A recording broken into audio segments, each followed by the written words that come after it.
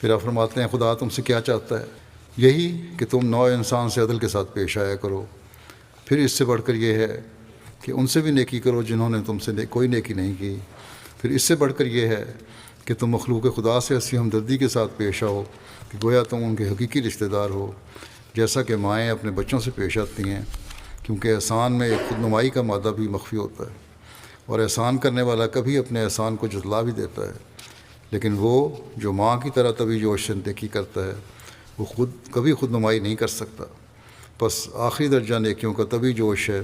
جو ماں کی طرح ہو، اور یہ آیت نہ صرف مخلوق کے متعلق ہے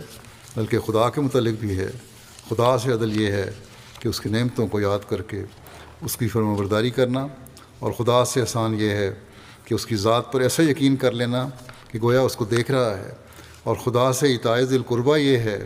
کہ اس کی عبادت نہ تو بہشت